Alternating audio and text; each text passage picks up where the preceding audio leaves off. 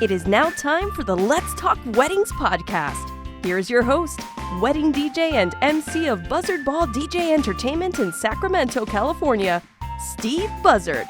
Welcome in, everybody. It is the debut of the Let's Talk Weddings podcast. I am your host, Steve Buzzard, and I am so excited. In my mind, I had this idea, and here it is. It has come to fruition. And today we're going to kick things off by talking to my wedding DJ and mentor, Joe Kalamaras of SJ's Disc Jockey. We are going to break it down like big time as a DJ from start to finish. And what I mean by that, we're going to talk about weddings. How does that look? We're going to talk about marketing. We're going to talk about Joe's strengths, and he is going to give you pearls of wisdom that I think are going to be so beneficial to you. By the way, before I start this, I want to say thank you. Thank you for taking the opportunity to stop on by and check out what is going to be a new program that will be coming to you on a bi-weekly basis. That's right. Twice a month, I will be checking in with different kinds of vendors. My goal, because I'm in Sacramento and I've got a nice touch on vendors that are here in the local area, I'll start with them. But here's the deal, is that this podcast is going to be meant for anybody that is in the wedding industry. We're going to hit it all. Like today, we got to talk to a wedding DJ just because I'm a wedding DJ, and I thought that'd be a great conversation to kick Let's Talk Weddings off with. But we're also going to talk to people in different areas, right? Wedding coordinators, people that run venues. How about the florist or even different caterers, what they go through in booking a couple and being able to deliver a great food and its quality product on wedding day. And, what else? Photographers, videographers. I mean, there's so many different avenues that we're going to investigate and talk about. And I'm very excited because I love talking shop, especially as it relates to weddings. I love being a wedding DJ. When I meet with all my couples, this is how I start. I go, hey, I just want to start this way. I love weddings because why? I get the opportunity to hopefully be a part of your special day. And so that's what this podcast is really all about. I have those same vibes and those same feelings. So if you're ready, we're going to get right into it. The debut episode number 1 is Joe Kalamaras of SJ's Disc Jockey. Enjoy the conversation. Here we are. It is indeed the debut of Let's Talk Weddings. This is something I have been thinking about for so long, and I'm so excited. And there's no better person to kick it off with my good friend and mentor, Joe Kalamaras. Joe, how you doing today? I'm doing well, and let me tell you, you've set the bar kind of down here with me as your first guest, so there's just so much room to grow. It's going to be an amazing journey for you. And see, this speaks to who Joe is, a very humble man. And I've learned so much from him as a DJ. Now, as we know on Let's Talk Weddings, the new podcast, we're going to be looking at different vendors, but I'm like, I've got to start it off with a DJ, right? And so, Joe, let's jump right into it. I'd love for you to just describe like your company, what it's about, and kind of the origin of how it all got started. I know you've been doing it for a while, I'm doing it a long time. You're a savvy veteran, but I'm sure the people out there would love to know. Well, I started when I was 19, and just by happenstance, a buddy of mine named Scott and myself had great home stereos way back in the day. And we took both of our stereos and combined them and took them to a party, a house party, a home party, and just rocked out some tunes just for fun. No expectation, no money exchanging, just, our peers and our friends and, guys we hung out with. And it was just a fun party. So it wrapped up and we were like, that was kind of cool. Maybe we should do this like a little more formally, And so as 19-year-old kids, we came up with the most boring name ever, SJ's Disc Jockey, which was Scott and Joe. That name was never changed. And we started doing more parties, which led to some wedding stuff, which led to me going into nightclubs for several years, then kind of wrapping that lifestyle up and really focusing on weddings. I always had full-time work, so there was always weddings on the weekends, and I would probably, if I remember correctly, play at, 45 to 55 weddings annually, along with my full-time work. And then in '06, I stopped working full-time and thought, I think it's time to treat this as a business and not a side hustle, and went full-time, and that's kind of what's taken me to today. I've got 2 other guys that work under my flag with me who are longtime wedding DJs as well. So we can potentially play at 3 weddings on a week on a weekend day, or as many as 6 or 7 on a weekend. And so that's kind of where we are today. Wow. And so, I don't want to reveal your age and stuff, but how many years has it been? Because it really is a testament to just hard work and obviously success with what you have done. I just celebrated my 41st year of Wow. DJ work this year. So I've been around for a little while. Look at him, everybody. He's like the fountain of youth. You never would have guessed, right? So I know somebody, You can see it coming in here. Can you see the age popping in? a little bit of gray, but Joe, you look great, man. I love it. Thanks, buddy. Well, and so within what you're just talking about, my guess is that a person that wants to be a wedding DJ, more than likely is not going to start as a wedding DJ. It's more about like the story that you talked about. Can you speak to that? Because I think there's some things that you have to put in the tool belt before you make that transition. I think you're right. I mean, there's no defined path to what we do. Some guys are bedroom DJs where they're flexing their mixed muscles on Twitch or YouTube or TikTok or whatever, and they're just having fun with the craft. Some guys, maybe they are a loading assistant to a DJ already in that business, and they eventually learn the business from what they're watching and get mentored and slowly graduate into becoming a DJ themselves. So I think there's multiple paths to it, but I don't think anybody just starts out as a wedding DJ necessarily. Yeah, so let's talk about your path. You said that within that there was that transition to wedding. So take me back to that day when that happened, because I think for all wedding DJs, we absolutely remember our first one, whether we were working for a company or for ourselves. I'd love to hear this story. So I'll never forget the first wedding we played at, and I know nothing about weddings. I mean, I'm a 20-year-old, 21-year-old kid who's going to go to a wedding and play music for a bunch of people who he doesn't know. And so I had no formatting. I had no questions to really ask other than the first dance. Back then, weddings for the most part were handled off. The ceremony was handled off site, so we were just dealing with receptions. Over time, ceremonies have become part of the entire event as well. But back in that day, you're just waiting for guests to arrive and you're playing some light. Back in that day, it was Kenny G, so you're playing your Kenny G soundtrack, which we would never play nowadays. And then you just muscle your way through whatever you can along the way. But I'll never forget that I was a really shy young guy, and to have to make announcements and direct what's going on, I was so shy that I would duck down behind my booth, behind my table to make the announcements, and then randomly just pop my head back up to see if anybody listened to what I had to say. So that's kind of where things begun. And over time, you build confidence, you gain confidence, you gain shtick and routine and all these things that you pull off. And, over time you work with what works, you get rid of what doesn't work, and you kind of shift your game along the way. Yeah, and you have shifted your game along the way in such dramatic and fun ways, of which we're going to dive into. I have to ask you, 41 years, so many weddings under your belt.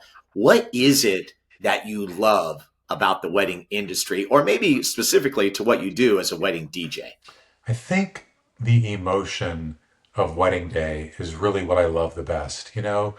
You've got this big family and friends reunion together, people who haven't seen each other in years or months or whatever it happens to be. And so there's just great emotion amongst crowds that are there that translates into the emotion of the event of the day, this couple getting married and their feelings for them and the couple's feelings for their guests. And I just feel like the big picture, the big emotion is really what I love. Yeah, I love that. And so, as we kind of go into this about the wedding industry, I maybe speak to that as well, because obviously you got to build relationships, you got to build partnerships, you go to conferences if that's your thing. Like there's a lot of things that have to take place in order to, I guess, hone in your craft. There's training that you can do with great mentors nationally or maybe even internationally.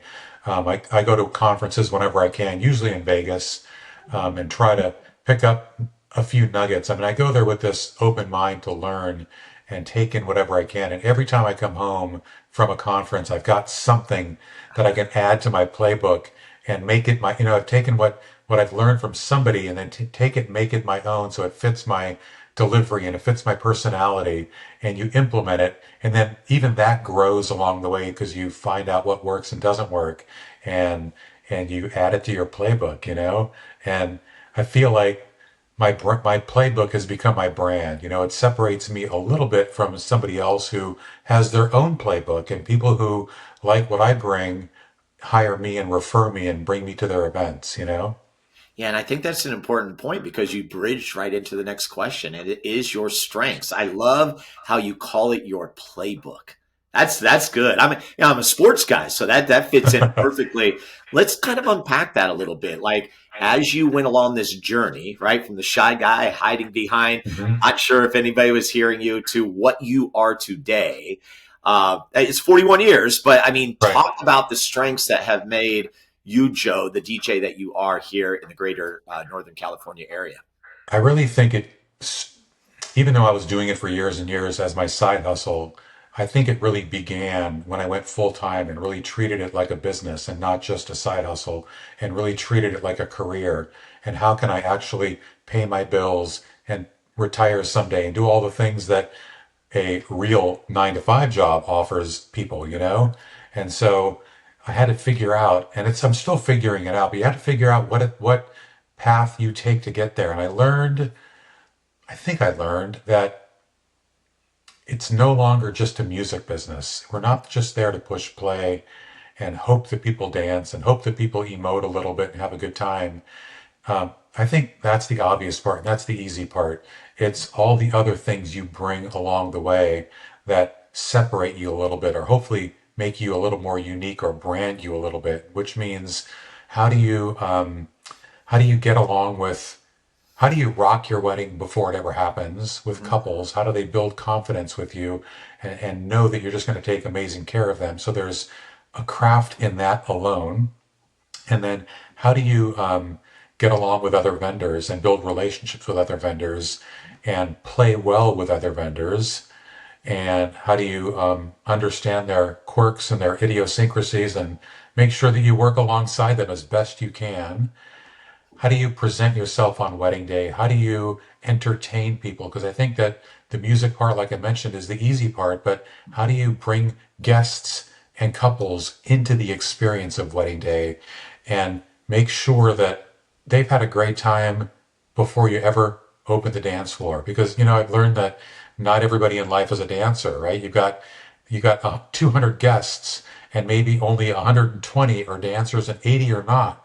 And how can I make sure that the 80 people who never touched that parquet are still having a great time and still can walk away going, that was a really cool experience. We had a heck of a time. So that's the big picture in terms of how I've tried to develop my brand to make sure that we've entertained people in really clever ways that they weren't quite expecting.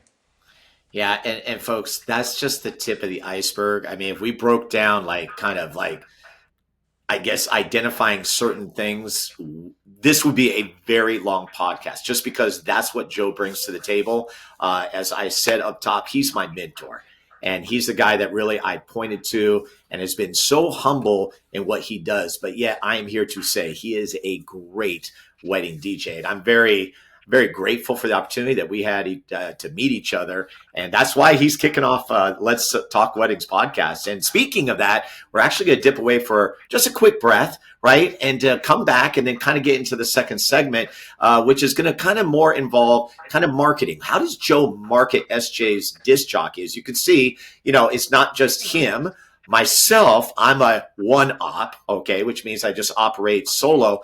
And again, a different lane for different people and whatever works for people. That is a good thing. And then we're going to dive into wedding day. Like, what does it look specifically before the wedding, during the wedding, and after the wedding? And how does Joe handle that with all of his amazing couples? So we'll take a break and we'll come back right after this. You got it. Well, I hope you enjoyed the first part of our conversation. Joe Kalamaras from SJ SJ's Disc Jockey. In fact, you can find Joe on SJ's Disc Jockey.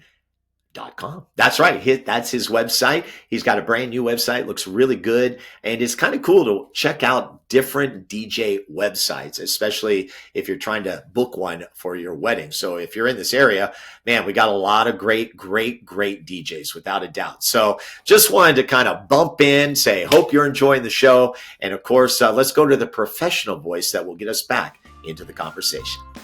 Now back to Let's Talk Weddings, where wedding dreams meet industry experts. This is your backstage pass to the world of wedding vendors. Here is your host, Steve Buzzard. All right, welcome back. It is Let's Talk Weddings, the debut, Joe Kalamaras of SJ's Disc Jockey. He is from California. That's where we start. But this is going to be an amazing thing. I think for anybody that works in the wedding industry in whatever area you might be in. I was like thinking in my head, Joe, coming into this type of podcast, it's like, you never know who's listening, right? So it could be other vendors, but the people I think about are the ones who are thinking, man, I'd kind of like to be a wedding DJ. What would that look like? And that's got to be exciting for you, because I know you have seen so many people along the way, including myself, that have dipped into this industry, and you've been able to pour in to a lot of people. 100%. And I think that probably the easiest and best road to success would be to find a mentor, find somebody who is already a wedding DJ and somewhat of an expert in their little craft, and offering to go with them and lug their gear and learn from them.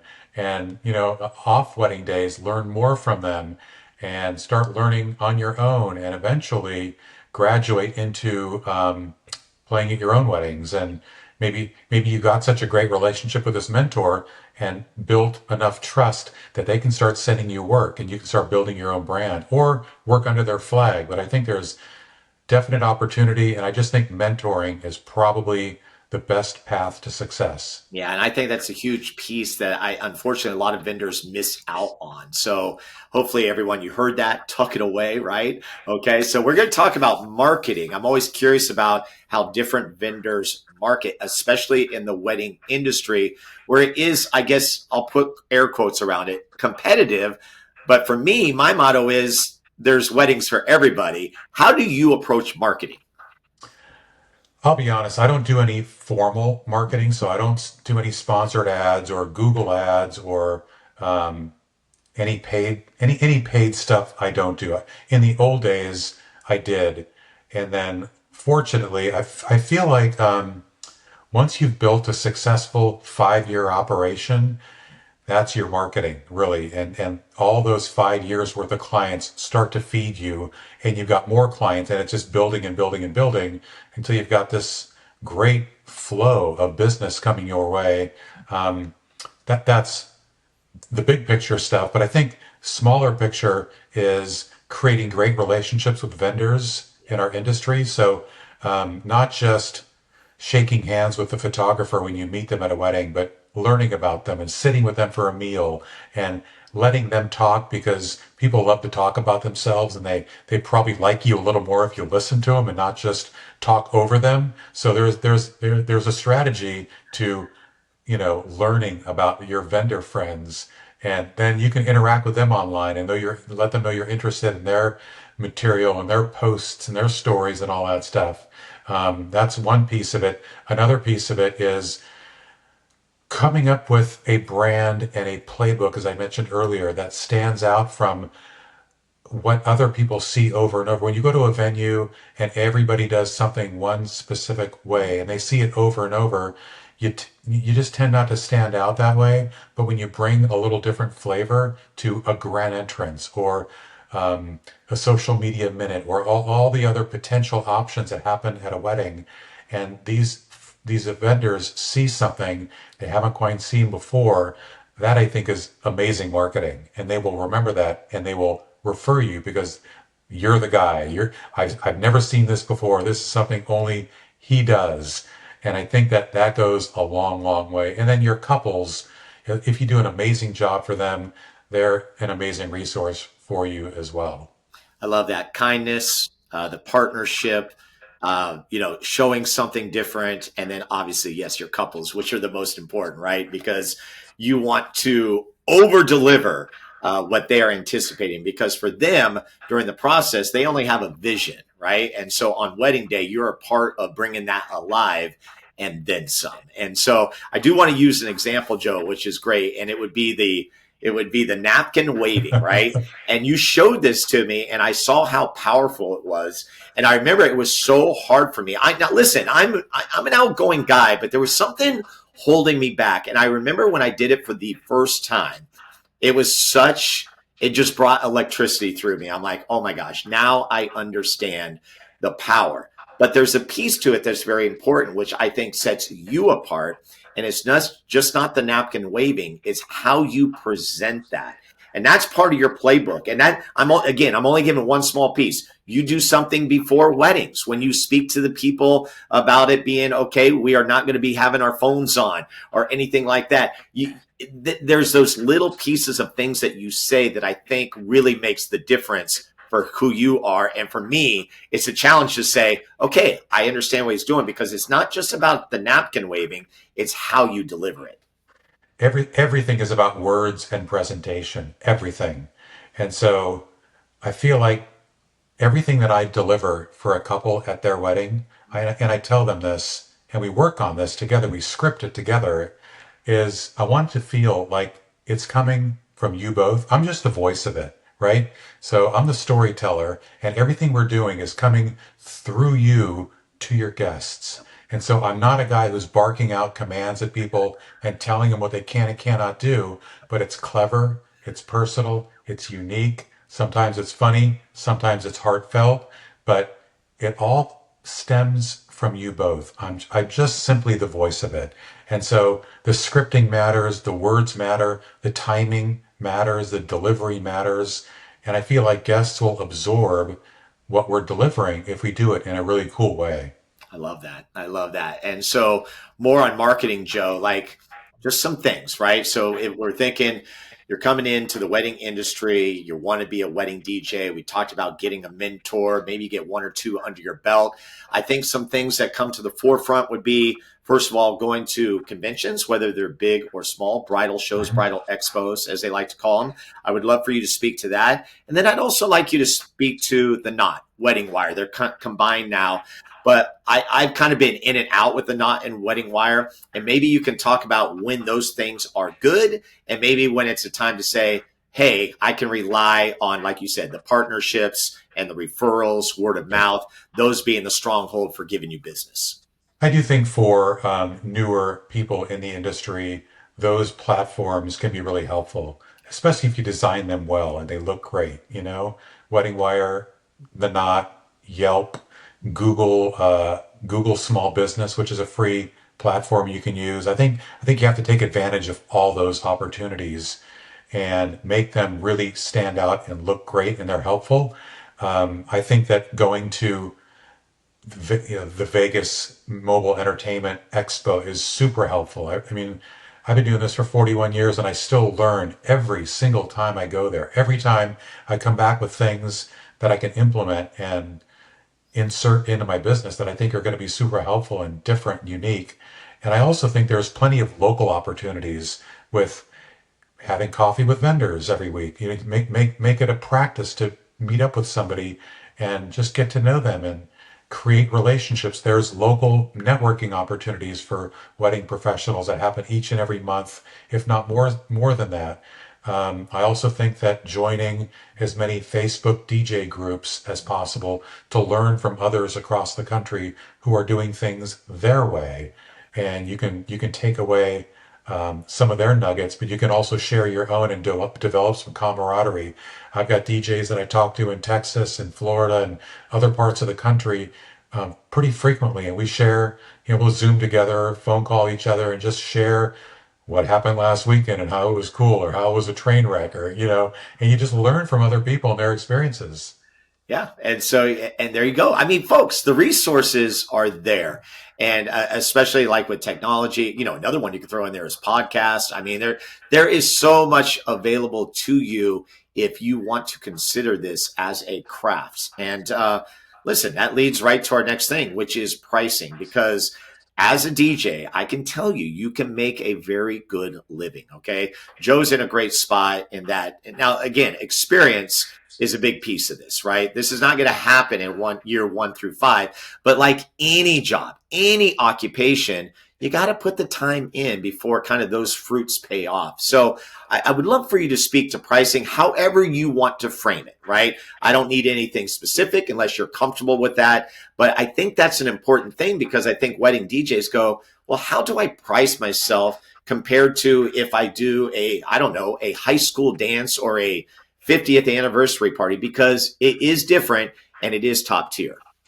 It is, I'm going to talk about pricing. Can I mention one more thing about the Yeah, marketing piece that absolutely. hit me as you were talking was in your local market. I also think it's really a great idea to befriend other DJs in your market, and toss work and overflow back and forth, and share ideas and things inside of your marketplace, because that's also a piece of my business, is sharing leads with you personally and other friends that we have mutually, and that's probably 8 or 10% of our business right I there. agree.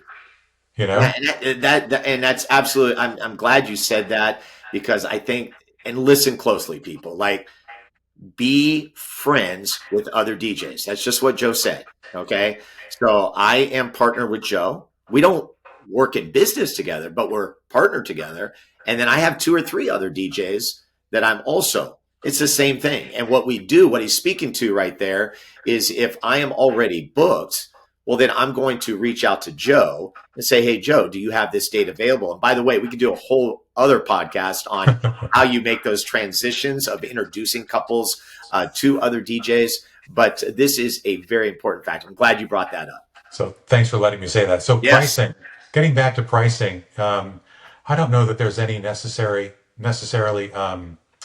perfect chemistry to pricing, but it's evolved for me over the years, and you know, my focus is weddings. So 90% of my business is weddings, 10% is corporate stuff, usually during the holidays, and a few other things along the way. But when I list my rates on my website, they're exclusively wedding rates. And so if somebody's planning a corporate event or a graduation party or a mitzvah or whatever else they're planning, because I list it as wedding rates, I hopefully have set the expectation that they can still call me and reach out to me, and we're going to negotiate something maybe a little more friendly than a wedding rate, because there's so much more that goes into wedding planning and a wedding performance than, say, showing up at a 50th birthday party and spinning tunes for 3 hours. And so the rates do differentiate themselves. So that speaks to maybe rates a little bit, but then the other piece is I try to keep my rates as simple as possible. In the old days, everything was a la carte. You can add this and you can put that in there and you can take this away. And anymore, I've created a very inclusive package, right? That includes this, and this. And if you need to add extra time, or you want a photo booth, or you want some additional lighting, or cold sparks, or other experiences, we have those available. But the core, the bulk of what we offer is already in this inclusive package for you. Yeah, I love that. And I copied that right from Joe. He had redone his website, which, by the way, we're going to have that. We're going to drop that website name, and we'll tell you that and everything. It's absolutely amazing. And so when it came to the pricing, I'm like, I kind of had the same idea, keep it simple, because I would always use the example of when my wife and I got married, which was 31 years ago, back in 1993. I remember the meeting. And in fact, the gentleman that met with us, actually, I think is still doing it to this day, which is crazy. So I won't mention his name because I just remember I was frustrated because I had package A, package B, package C. If you add this, it'll be this. If we do this, you see where I'm going, right? It was just too confusing. I really, like Joe, try to keep things simple. And it's nice when a couple can go, okay, I get it. Yeah, we'll do that and we're good. And we'll add an hour of time. It's that much? Okay, great, right? And that's how it should be, because the other piece of this, Joe, right, is the couple, they're talking with a lot of vendors. They're having big discussions, spending big money for their special day. Why would you want to complicate the process? Absolutely. Yeah. I Big. agree. Okay. Sorry, I just wanted to take that in. That's like kind of a DJ moment right there. So here we go. This is actually kind of the bulk of what I really want to talk about. And I think we've got a nice outline of what Joe's all about, his business, how he thinks about certain different things. The wedding itself, like before, the day of, and after. So let's get into before the wedding. And I would love to know, I'd love people to know how Joe Kalamaras does it when it's time to book somebody for a wedding. Well, the process for me is once we have secured the date for a couple and they've offered their retainer, we're solid, we're good to go. I instantly, and this could be a year, this could be a year and a half early, but I instantly get them all of their planning material. And I want to put it in their hands right away because I know they got a lot to deal with. They got a lot of work ahead of them. And I want them to at least start thinking about some of the things that we talked about at our get together and look at the opportunities and the options for what's possible at their wedding. And the more that they can think about these things and maybe picture them, I just think the better off it is. And I love that stuff early. And so they have plenty of time to work on all the things, which is not absorbent by any means, but Right. there's quite a bit to help design. Mm-hmm. And at the 6 week mark, they get an email from me that says it's time. And it's time.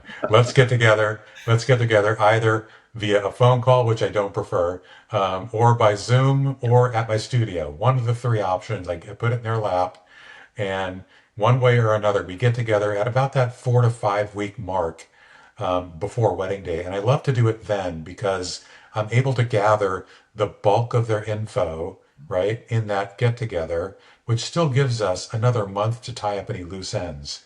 And more times than not, there's still a few things I have to gather for me that are going to kind of finish the story and finish the puzzle and allow me to put together the soundtrack and the scripting and all the things that it's going to take for me to deliver for them on wedding day and not give them any further worries, if at all possible. And in instances where, and this doesn't happen all the time, but in high detail weddings, some weddings are a little more simple and Straightforward. straightforward maybe, and some have incredible detail to them, which is great and fine. But with those higher detail weddings, I love to set up a final week of phone call just to make sure that what I have still matches what they have and their planner has. And I'd love to invite the planner into one of those sessions if they feel like they want to be a part of it. So we're all really on the same page together. All right, so there you have it. So, because what Joe shared with me that I use with my couples is the word soundtrack. We are creating the soundtrack of your day. I don't want to call it stigma, but when people think of wedding DJs, I think immediately they go to the dance floor. They go to the reception, the apex of the wedding. But here's the thing. It's so much more than that. You have pre-ceremony music. You have ceremony music. You have cocktail hour music. You have dinner music. And you have dancing music. So you have 5 big segments. And I believe, and this is what I got from Joe, is that you treat everything with care. And the whole thing does represent the soundtrack of the day. Could you speak to that a little bit? I think you're right. I think we're able to take people places consciously or subconsciously, because ultimately at that apex, as you mentioned, we want people to be a part of that and participate on the dance floor. So how do you get them there? You can't get them there by playing love ballads all day long, right? There's got to be some emotion in the music. And I love the word soundtrack because sound for me isn't just music. Sound is my voice and the way we deliver things along the way. So I feel like I and those who are toasting and the officiant, we're all part of the soundtrack of the day. And so there's some work that goes into walking up to somebody who's going to be proposing a toast after dinner and making sure that they understand how to speak on the mic. And when you turn your head, the mic has to turn with you. And so there's just some education that goes into the soundtrack as well. So there's quite a few components that comprise the soundtrack that ultimately takes us to that dance floor party and we get to rock out with everybody. I love that. Thank you for sharing that. And I'm curious on the percentage. You mentioned you can either talk to them on the phone, Zoom, or in person. I know with COVID, everything got drove to Zoom, right? Mhm. So here we are in 2024. What is your percentage breakdown in terms of those three segments in which you communicate with couples before their wedding day? Yeah, great question. I would say that for consultations, I'll Mhm. break it down in a consultation and then planning session. Consultations, I will say probably 15% or so are phone call, Mm. 80% are Zoom, and maybe 5% in person, maybe. And then fast forward to the planning session, I will say 0% phone calls. It's really rare I do a planning session by phone, probably 90% by Zoom, and maybe 10% in person. Okay, and the reason I had Joe say that is because Zoom is going to be a part of what you do if you're going to be a wedding DJ. Just that's what it is. And I would think because of what happened in 2020, everyone's pretty privy to Yes. how to use Zoom. So I'm Mhm. glad you spoke to that. So let's talk day of the wedding, right? Yeah. Preparation in terms of you personally. How early do you get there? How does it all break down? People want to know. So the prep work has already been done in terms of the soundtrack and the detailing and the scripting and the timelines and all that stuff is in place. Day of, I make sure that I've got 3 to 4 backups of all my music on different drives or different iPads or different computers. There's always going to be 4 devices that go out with me in a backpack that never leaves my shoulder on wedding day. I don't care if I stop at a place to grab a quick bite to eat. It's going in with me. That thing never leave. You can steal my truck and trailer. I can make it happen, but you can't steal this. Oh man. Um, but I arrive no later than 2.5 hours before each and every wedding. Even if I'm only setting up one sound system, it doesn't matter. It's 2.5 hours early. Get set up. But, when I arrive, my personal rule is to try and say hello to at least 5 people before I begin setting up.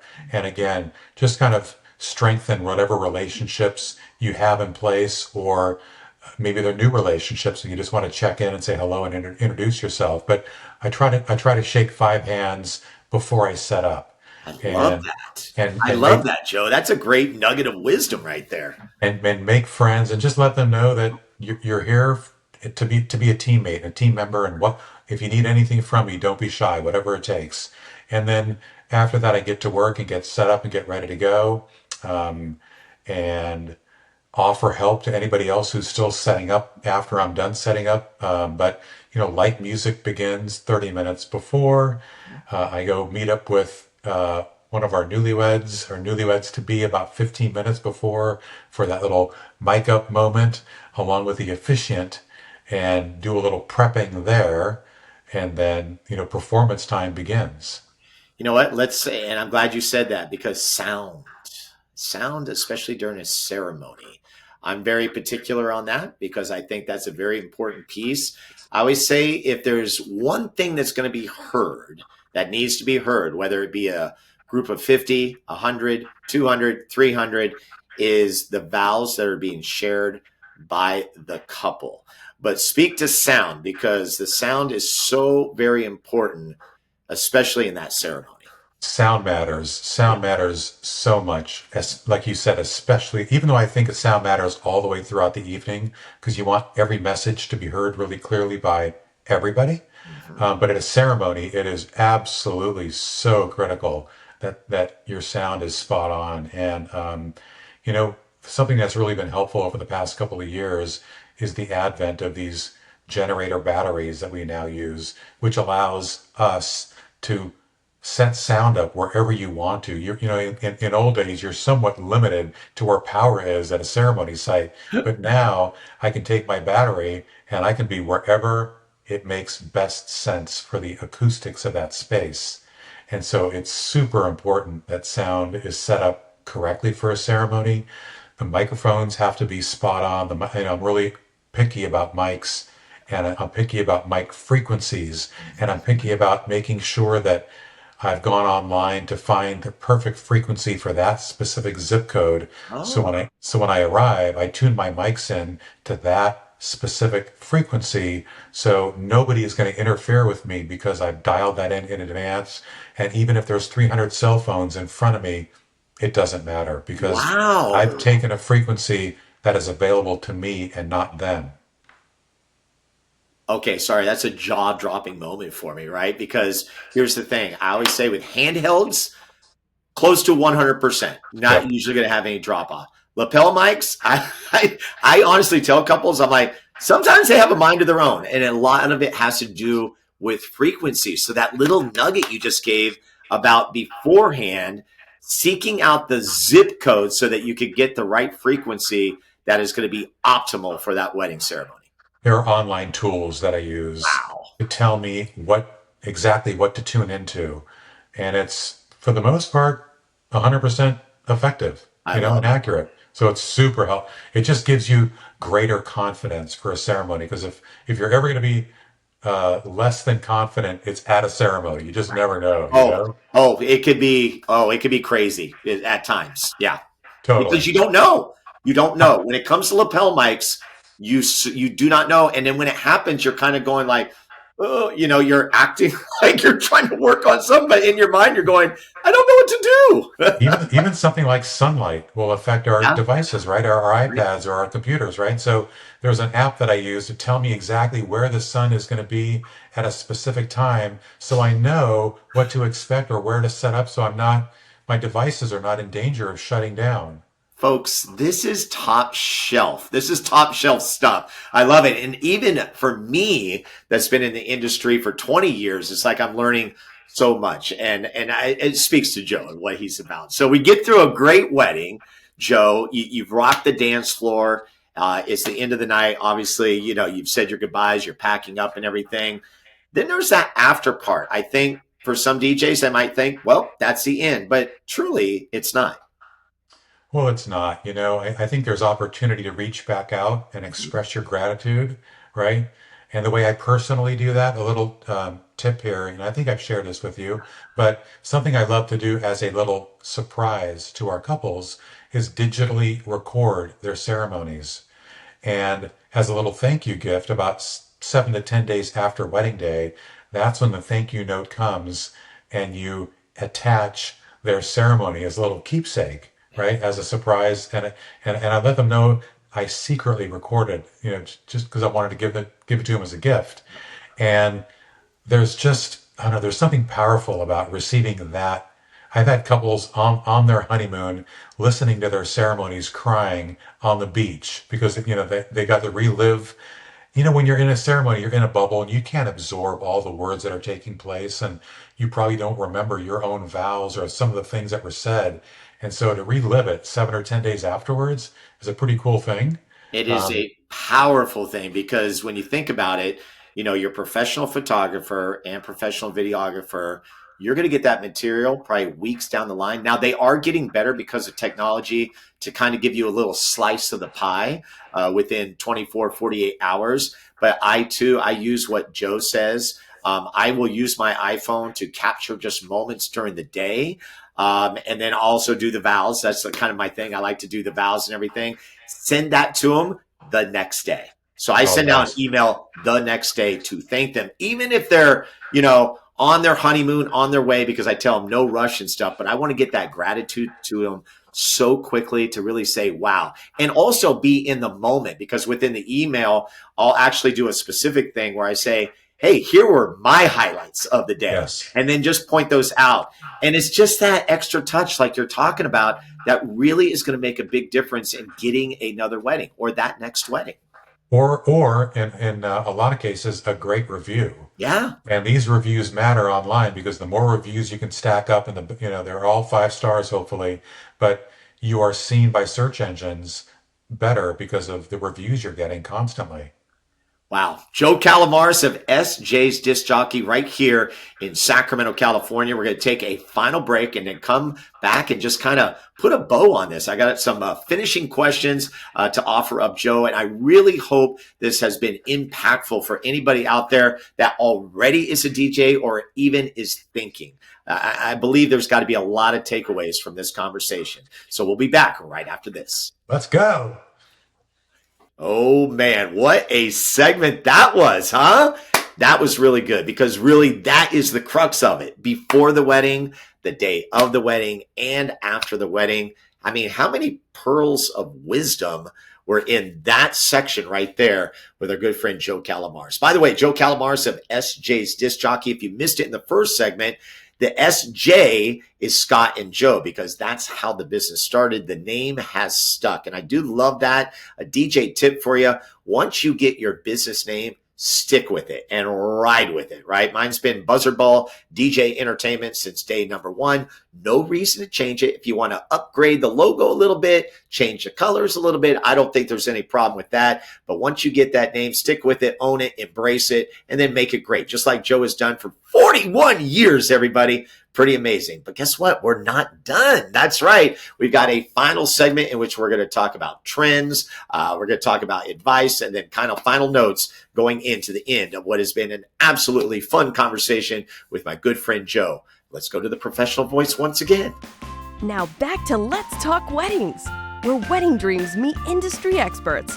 This is your backstage pass to the world of wedding vendors. Here is your host, Steve Buzzard. All right, so down the stretch we come. It is the debut of Let's Talk Weddings, the podcast. My name is Steve Buzzard, your host, and I am joined by my good friend and DJ mentor in the wedding business, Mr. Joe Kalamaras. He's been rocking and rolling for 41 years. Started out very small, going to that kind of that party for his friends, just seeing what it's all about. And now this guy is doing amazing work here in California. And if you're a couple that's had Joe as your wedding DJ, I know you could speak to that as well. So let's talk about how many events you do. I know, we had the COVID, whatever. Okay. So we're out of that. We're back to it, but talk about how your business has progressed and maybe if there were some key points along your journey where you saw an uptick for a certain reason that you could share with us. Business has steadily built over the years. I personally play at about 120-ish weddings a year. As a company, we do about double that every year. We also have photo booths and some other things that are going out. So we're fairly busy for 3+ guys. The build of it has been just kind of a slow, steady trajectory. It was never a crazy build, right? And so economies have never necessarily affected us negatively. Back in 07 or 08 when everything crashed, I feel like in our business, we're dealing with an emotion. We're dealing with love, right? And you really can't crash love. So that's never been super affected, which is an awesome thing. Yeah. Really set you apart. Customer service. That's one thing that came to my head because that to me, if we're going to talk about cornerstone of not just what we do, but any business, customer service has to be in or at the top. I know that's a big one for you as well. It is, and it really means staying in touch and responding to inquiries or emails or text or whatever's happening quickly, because when somebody has a question about their wedding, even if they're already a booked couple and they're saying, hey, I'm thinking about doing this, what do you think? You can't wait 3 days to give them an answer. You just got to be on people, because if you leave any question in people's minds, I think it affects your relationship as you get closer and closer to wedding day. So you just never, ever, ever want to leave any doubt in somebody's head whatsoever. Well, and I have to talk to you about, and I know this is still kind of going on for you, but especially as we are coming out of COVID, people were getting married on all days of the week. And I would talk to you. I say, how many weddings you got this week? You go, I've got 3 in a row. I've got 4 in a row. I'm just like, this is insane. But I always think about maybe it's one of those moments, like a rock band comes out, hey, Cleveland, and you're in Detroit.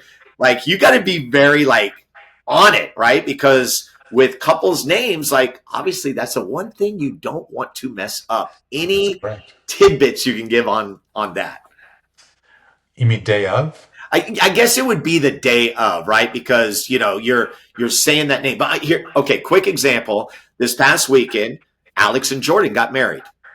Okay, now think about that for a second. In September, Alex and Jordan are going to get married. Okay, so there's one layer, right? Same names. Here's the other layer. The Alex and Jordan are getting married in September.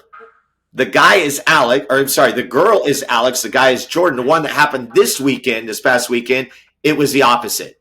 I'm just going to tell you, it was screwing with my head a little bit. Yeah, I bet. I keep everything on I have a 27-inch monitor that I use for my wedding. So I don't play off a laptop. I play off this big monitor. Mm-hmm. And luckily for me, there's enough real estate where I have their names in the top right corner. So, I'm always eyeballing it all night long, and I'm not a bride and groom kind of guy. I'm an Alex and Jordan kind of a guy. Personalized. And so, totally. Yeah. And so their names are on everything, whether it's my tablets or my monitor or whatever. It's always in front of me, always. Okay. And another tip I'll throw in there on your drive to the venue, just say the person's name. Say the couple's name over and over and over again. Do the introduction. And then that way it just kind of sticks with you. So, okay, great. Super helpful. Totally. Let's talk trends. What's in, what's out, right? When we have these conversations with couples, the one main thing I try to point out is I go, listen, this is your day. The customization of this belongs to you. I'm here to facilitate that. I can give you ideas, yes, on how things are happening in other weddings, but truly it's going to be about what you want. So as you are doing so many weddings, what are you seeing that's working or is new? And what are some other things that you're seeing that might be on their way out? Well, in no specific order, I would say a lot of couples are looking at TikTok. And so they're getting ideas from TikTok and things that people have done at their own weddings, for instance. So, as an example, the table dash, where a couple races around the room and tries to get a quick pose with each and every table inside of one song. That's a popular trend. I like that one, by the way. It's fun, and it's fun to deliver it in a kind of a quirky way so it makes sense to people. Another thing that I've seen recently that I'm getting a big kick out of is hijack the playlist, where couples create a QR code that sits near the dance floor next to their do not play list. And if anybody scans a QR code and donates via Venmo to their honeymoon fund, they can choose the song they don't want played and come over and say, I just donated $10. Play the YMCA. They don't want it. And so it allows me to interact and do shout outs and all these great things. And it's so fun to be able to hijack their playlist. It's a big kick. I love that idea. That's a good one. Isn't that fun? Oh man, I think I think I'm gonna put that in the back pocket right there. It's in my front. It's in my front pocket. Let me tell you. Okay, very nice. What about first dance? Because traditionally, usually it's after the toast. Then you make your way to the dance floor. You do the first dance, followed by the father-daughter, then the mother-son. What I've seen, you tell me if you agree or not, is that couples are trying to break that up, and now we'll maybe do that first dance right after you do the grand entrance when all eyes are on the couple. A lot of couples do. I would say probably 25% maybe right now is where we are with that. And I think it's a cool thing. I love the energy of that. So that's kind of a growing thing that's happening. And other things that are maybe not happening, for dessert, cake cuttings are becoming less and less of a spotlight moment, which is just fine. What else? Grand entrances seem to have simplified, where I've always been a big proponent of fun facts or roasts or little cool things that we can do for grand entrances. They tend to be coming in as a big group as a wedding party, or the girls and the guys as individual groups. So that's changed some. And couples are, removing formal garter and bouquet. Just things tend to have disappeared from weddings. And so that's also, I guess, a trend, if you will. No, I think so, because I'm seeing more. They're keeping the bouquet toss, but the garter toss has pretty much gone out the window. I would say I would do it 2 times out of every 10 weddings. So it's it's good to see. Okay, well, Man, here we are at the end. I know we can go deeper on this, but I do want to at least touch on it before we say goodbye. Is that you are a wedding DJ, but what also is special about what you do is a lot of people don't know that Joe Kalamaras also offers a photo booth. And are you ready for this? He can be your officiant too. So to me, that's overwhelming to think about. For some reason, you have been able to do it. Can you speak to that? Because I think that's important of, how does he do it? And is it taking away from Kim being the great wedding DJ that he is?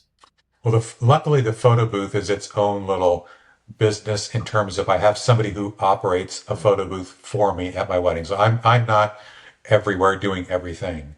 And in the event that my couple trusts me enough to officiate their wedding, I bring a DJ assistant to run my board and my mics and whatever it takes for ceremony. So I'm able to eloquently deliver their cool ceremony and then transition myself into a new outfit and be the DJ guy for the rest of the evening. And so it definitely takes able bodies and experience to do that. Okay, I'm glad we touched upon that too. And by the way, when we do a revisit, we'll talk about officiating and stuff, because I think there are ways to do it, and there are definitely ways not to do it. The way you do it, by giving it a personal touch, I think is how all officiants should do it. I think it's what brings all together. But then again, it speaks to what you are as a DJ, because that's what you're trying to do. You're trying to really make this just a beautiful experience for all that are involved. So as we say goodbye, which I hate doing, but man, it's been such a great conversation, and we've touched upon so many things. I've learned so many things just within this conversation. Can we go out with some just like final advice, whether you're speaking to the DJ that's already been doing it for 1, 5, 10, 20 years, so that maybe the person says, man, that would be such a cool thing to do? I would say that for both. Yeah. If anybody wants to reach out and create a friendship and start sharing ideas back and forth, or if you need a mentor or, any collaboration whatsoever, I would love to make some new friends. Wow. And that's big right there. Like, folks, it's being offered to you from a premier DJ. And I too will extend that invitation. And whether you reside in this area or even beyond, hey, I love talking shop. I know Joe loves talking shop. Now that I'm retired from teaching, we'll be having coffee more often. And it speaks to those conversations that Joe has with many vendors, because as he said, no matter if you've done this for a couple years, or in his case, in his 41st year, he's still always learning, but not always learning. He's eager to learn, because there's always the next kind of new thing to do it. Would you agree with that? Totally, 100%. Yeah. Absolutely. Yeah. And then, of course, just giving back, right? Because we're in the giving back phase, and I think this is a small piece of it. And man, what a life as a wedding DJ. Would you say it's been a great life, that you really have enjoyed what you've done? You know what? Honestly, I could win the lottery and I would still do exactly what I'm doing. It wouldn't change a thing. I love it. Okay, well, there he is, Joe Kalamaras from SJ's Disc Jockey. Joe, how can people find you? You can find me on the web at sjsdiscjockey.com. Same thing on Instagram. You can call me at 916-300-3300. It's all good. You can email me at joe@sjsdiscjockey.com. However you want to reach out. Don't be shy. Doesn't get any easier than that, folks. All right, there you have it. Until next time, let's talk weddings. It is now happening, and I thank you for being a part of what was a very special conversation. Goodbye, everybody. Thanks, buddy. Thank you so much for listening to today's Let's Talk Weddings podcast episode. Be sure to join Steve next time when he talks to another outstanding vendor in the wedding industry. The Let's Talk Weddings podcast can be found on all podcast platforms, including Apple and Spotify. Let's Talk Weddings is also featured on YouTube under Experience the Buzz. For more information about Steve Buzzard and his work, head to buzzardball.com or follow Steve on Instagram at BuzzardBallExperience.